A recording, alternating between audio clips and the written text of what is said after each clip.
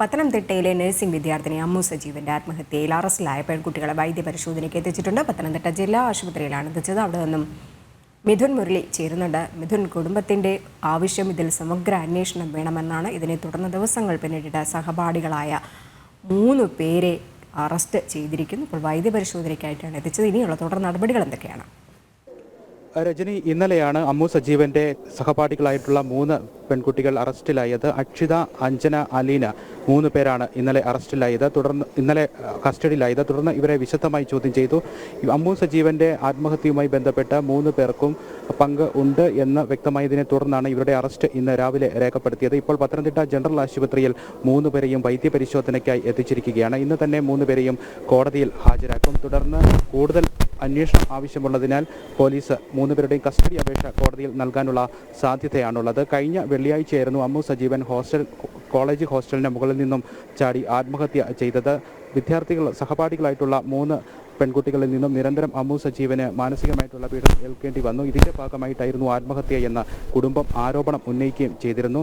ഇതിന് പിന്നാലെ വ്യാപകമായിട്ട് പ്രതിഷേധം ഉയർന്നു വരുന്ന പശ്ചാത്തലവും ഉണ്ടായിരുന്നു. വിദ്യാർത്ഥി സംഘടനകൾ അമ്മു സജീവന്റെ മരണത്തിൽ ദുരൂഹത പുറത്തു കൊണ്ടുവരണമെന്നാവശ്യപ്പെട്ട് പ്രതിഷേധങ്ങളും നടത്തി. ഇതിന് പിന്നാലെയാണ് കൂടുതൽ അന്വേഷണത്തിന്റെ ഭാഗമായി 3 വിദ്യാർത്ഥിനികളായിട്ടുള്ള ചുട്ടിപ്പാറ SMI കോളേജിലെ 3 നഴ്സിംഗ് വിദ്യാർത്ഥിനികളെ അറസ്റ്റ് ചെയ്യുകയും കസ്റ്റഡിയിലെടുക്കുകയും വിശദമായി ചോദ്യം ചെയ്ത് ഇന്ന് അറസ്റ്റ് രേഖപ്പെടുത്തുകയും ചെയ്തത്. നേരത്തെ അമ്മു സജീവന്റെ പിതാവ് കോളേജ് പ്രിൻസിപ്പലിന് ഒരു പരാതി നൽകിയിരുന്നു. ഈ പരാതിയിൽ 3 സഹപാഠികളുടെ കളിൽ നിന്നും കൃത്യമായി അമ്മു സജീവന് നിരന്തരം മാനസിക പീഡനം ഏൽക്കേണ്ടി വന്നു എന്ന് ഈ പരാതിയിൽ സൂചിപ്പിച്ചിരുന്നു. ഈ പരാതിയുടെ അടിസ്ഥാനത്തിൽ പ്രിൻസിപ്പൽ ഈ 3 വിദ്യാർത്ഥിനികൾക്കും മെമ്മോ നൽകുകയും ഇവരിൽ നിന്ന് വിശദീകരണം തേടുകയും ചെയ്തിരുന്നു. ഈ വിശദീകരണത്തിൽ വിദ്യാർത്ഥിനികൾ ഇനി തങ്ങളുടെ ഭാഗത്തുനിന്ന് ഇത്തരത്തിലുള്ള പ്രവർത്തനങ്ങൾ ഉണ്ടാവുകയില്ല, തങ്ങൾ തെറ്റ് ചെയ്തു എന്ന് സമ്മതിക്കുന്ന തരത്തിലുള്ള ഒരു വിശദീകരണം പ്രിൻസിപ്പലിന് നൽകിയിട്ടുമുണ്ടായിരുന്നു. ഇത് അന്വേഷണത്തിൽ നിർണായകമായി. തുടർന്ന് ഈ ആത്മഹത്യയുമായി ബന്ധപ്പെട്ട് ആത്മഹത്യാ പ്രേരണ കുറ്റം ഇവരിലേക്ക് ചുമത്തുന്നതടക്കമുള്ള കാര്യങ്ങളിലേക്ക് പോലീസ് നീങ്ങുന്നതിന്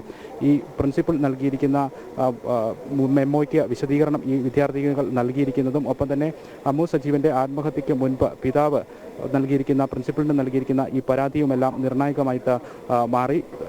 കോളേജ് പ്രിൻസിപ്പൽ, അധ്യാപകർ, മറ്റ് അമ്മു സജീവന്റെ മാതാപിതാക്കൾ ഉൾപ്പെടെയുള്ളവരുടെ മൊഴികൾ പോലീസ് രേഖപ്പെടുത്തിയിരുന്നു. ഈ മൊഴികളിൽ നിന്നെല്ലാം ആത്മഹത്യാ പ്രേരണ ഈ വിദ്യാർത്ഥിനികൾക്ക് ഉണ്ട്. അമ്മു സജീവന്റെ മരണവുമായി ബന്ധപ്പെട്ട് ഇവർക്ക് ആത്മഹത്യാ പ്രേരണ ചുമത്തുന്നതിനുള്ള തെളിവുകൾ കണ്ടെത്താൻ പോലീസിന് കഴിഞ്ഞു എന്നതിന്റെ അടിസ്ഥാനത്തിലാണ് ഇവരെ 3 പേരെയും ഇപ്പോൾ അറസ്റ്റ് ചെയ്തിരിക്കുന്നത്. നേരത്തെ അമ്മുവിന്റെ മാതാപിതാക്കൾ ആരോപിച്ചിരുന്നത് ഈ 3 പേരുടെ നിരന്തരമായിട്ടുള്ള മാനസിക പീഡനത്തെ തുടർന്നാണ് അമ്മുവിന് ആത്മഹത്യ ചെയ്യേണ്ടി വന്നത്.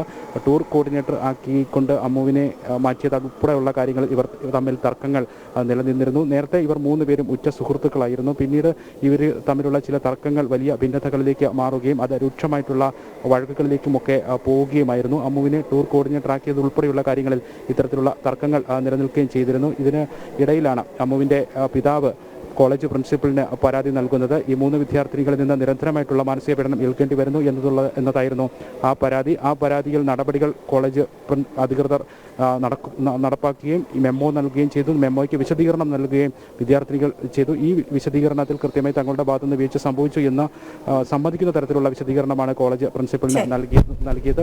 തുടർന്ന് ഇത്തരത്തിൽ ഇവർക്കെതിരെ ആരോപണം കുടുംബം ഉന്നയിക്കുകയും ഈ ദുരൂഹത പുറത്തു കൊണ്ടുവരണം എന്നുള്ള ആവശ്യം ഉയരുകയും ചെയ്തപ്പോൾ ഇത്തരത്തിലുള്ള കാര്യങ്ങളെല്ലാം കൂടെ കണക്കിലെടുത്തുകൊണ്ടാണ് ഇവർക്കെതിരെ ഇപ്പോൾ ഈ അറസ്റ്റ് രേഖപ്പെടുത്തുകയും ആത്മഹത്യ പ്രേരണ കുറ്റം ചുമത്തുകയും ചെയ്തിരിക്കുന്നത്. മിഥുൻ മുരളിയാണ് വിവരങ്ങൾ പങ്കുവച്ചത്.